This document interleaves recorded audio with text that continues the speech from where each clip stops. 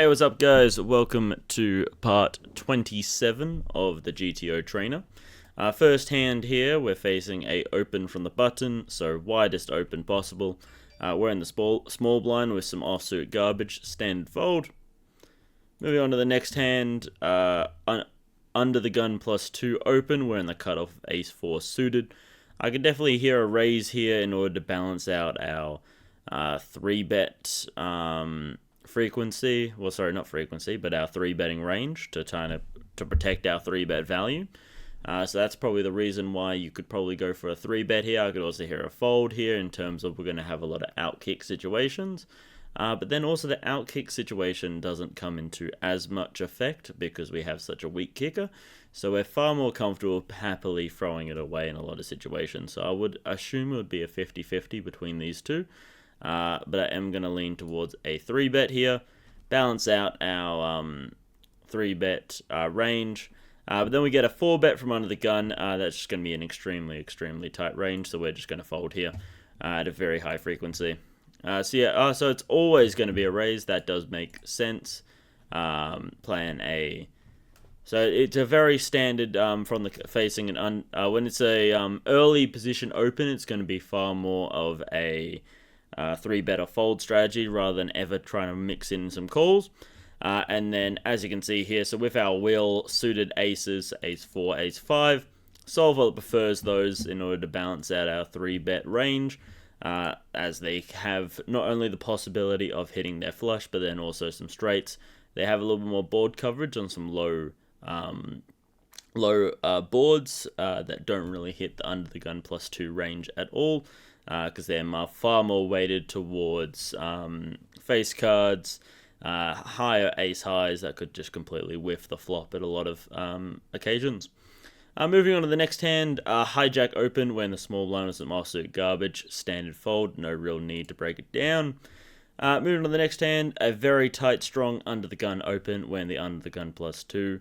7-5, a hand that you would probably want to be playing from like a button cutoff. It's just like more from the button calling or small blind potentially versus a late position open. Suited obviously, so it has a lot more equity, so those are the hands you prefer. But facing a very strong under the gun range, and with so many people behind in a very what has to be a very strong range from under the gun +2 as well.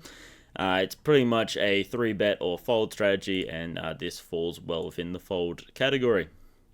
Moving on to the next hand, under the gun +1 opens when the low jack with an offsuit queen, standard fold. Note once again, so we're only really going to be playing our suited kings, our suited queens there, unless they're obviously very high kicker. But even against a very strong under the gun, was it under the gun +2, I want to say? Yeah, under the gun +1 versus a very tight open there. We're going to be playing a very tight range. Moving on to the next hand, under the gun +2 opens, button calls. So buttons are going to have some suited connectors, suited gappers, maybe some suited broadways, some offsuit broadways potentially. So they're going to flat, and then we're in the big blind. We're going to be out of position to 2 players with some offsuit garbage. Pretty standard fold, even given the really good pot odds. Moving on to the next hand, a offsuit queen going to be a standard fold versus pretty much every open, even we're not going to be opening that ourselves. Low jack, middle position, so a little bit wider than the under the gun, but still a very strong range. Moving on to the next hand, a open from the cutoff, so the second widest opening range, when the small blind with some offsuit garbage. Once again, pretty standard fold. Moving on to the next hand, a very strong under the gun open, when the low jack with ace-8 offsuit. This is going to be once again a very standard fold. A lot of outkicked situations where we might end up losing a big pot, we're playing from middle position versus a early position open. We're playing a 3-bet or fold strategy, as you can see. So we're pretty much weighted towards our premiums.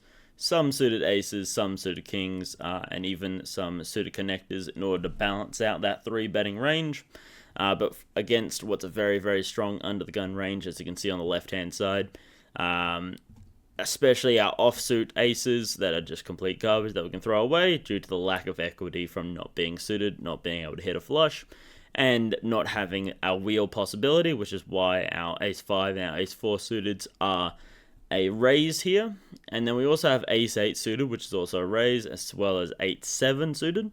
I believe the theory behind that is mostly because the kickers are, yes, they're a little bit marginal, but they're still very much on the weak side.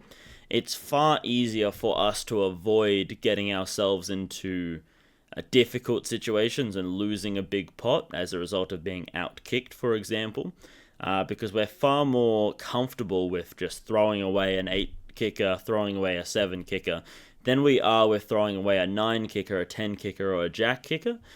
Which causes a little bit more thinking to go like, it's a little bit stronger. Like the comparison between having a 9 kicker and having an 8 kicker, mentally you'll be weighted towards, that 9 kicker is far better. So you'll be more likely to try to hold on to it, get attached to it, end up losing a big pot as a result of that. So that's why we are raising those 8 and our 7. Surprisingly, not our 6, because I would have thought that would match that similar logic. And then obviously our 5-4, even our 3 there has that wheel potential, which just adds a little bit of extra equity against a very strong under the gun range, and it's a little bit disguised as well. Moving on to the next hand, let me close that before we see. So under the gun +1 opens, we're in the big blind with king queen suited. Definitely not folding here, it's just between a call or a 3-bet. I'm leaning towards a call here, mostly because we've already isolated a heads-up, out-of-position situation. So there's no need to 3-bet to try to isolate the opener, because everyone's already folded. And because we are out of position, we do want to avoid over-bloating the pot and playing a big pot heads-up, out of position. We want to mostly be avoiding that. We want to keep the pot's nice and small when we're at that disadvantage as a result of playing out of position. Therefore, we just flatten the big blind. We have no need. We're not going to be letting anyone behind us into the pot. For example, if we're on the small blind or the button, we do want to be avoiding just calling a lot of limping, or calling the raise in a lot of situations, because it might allow a lot of other players into the pot, which could vastly decrease your equity, and also just create a lot of multi-way pots, which are far harder to play, far more opportunities to make mistakes, and far more opportunities to lose big pots. So flop comes 9-4-5, 2 spades. We're just going to be checking our entire range here. Under the gun +1 bets out about half pot. If we went a little bit of a smaller sizing, we might call with 2 overcards and backdoor hearts. But with not much going on for us, even if we kind of hit our king or we hit our queen, we could potentially just end up losing a big pot, and there's just not a lot of equity for us to fall back on. Not a good candidate to be bluffing at either. Yes, we could have some more 9x here, but they also have all of the overpairs, and we could end up just value owning ourselves in that situation, so I'd lean towards just a standard fold here. So I did have about a 30% of us stabbing at the flop, given that we do have range advantage here. A 9 high flop it's going to far more hit the big blind's range than it is going to hit the under the gun +1 range. They're not going to have much 9x apart from ace 9 suited, really. They're not going to have 10 9s not in there, jack 9's not in there, king 9's not in there, queen's 9's not in there either, as we can see if we look up here.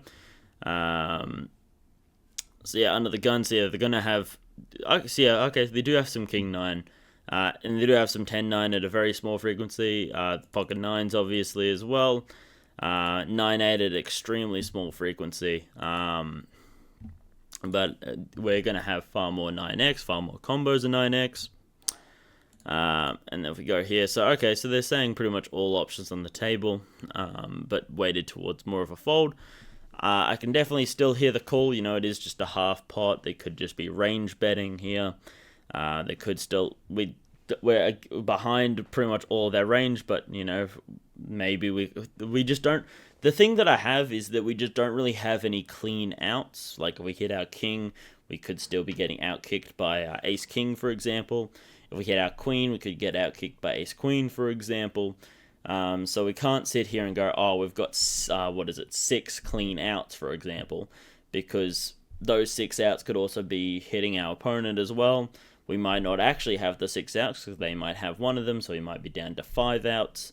5 times 4, we only got about 20% equity. We're having to contribute 50%. Well, what is that? We're contributing, it's a half pot. So we're contributing about 33% of the pot. Like 33% pot odds, which obviously it's mathematically not a good call, given that we believe we could at max here have about 24% equity realistically, unless we, and then probably add on like 2%, so about 27% equity given the backdoor hearts as well. But I'd much rather just a little bit of equity to fall back on, or at least have some clean outs that we can be like, okay, I know that if I hit this card, we're going to be good. But just when you're up against an undergun range, they're just going to have a lot of ace king, a lot of ace queen, and you could end up losing a big pot. If they went for a little bit more of a smaller sizing, like a 1/5, it's probably a snap call. Just kind of see, okay, are they going to fire another bullet? Kind of try to see where you're at. But given the lack of equity, given a very tight, strong undergun range, given not many clean outs, I lean towards just folding this at even more of a higher frequency than 66%, but I can even understand a call or a raise just to balance out your range here, balance out your calling range, balance out your 3-bet on the flop, or your check raising, and always to balance out your check calling as well. To try and ensure that your value is protected here as well. But I want a little bit more equity to kind of move forward with that. So there's our 10 hands. So 10 hands, 13 moves, 100% GTO score. Very easy session today. A lot of them were just easy snap folds. And then probably the only hand we got to post flop was the king queen hand, which is also a pretty standard check fold. So I hope you guys learned something today. Enjoy yourselves and have a good one.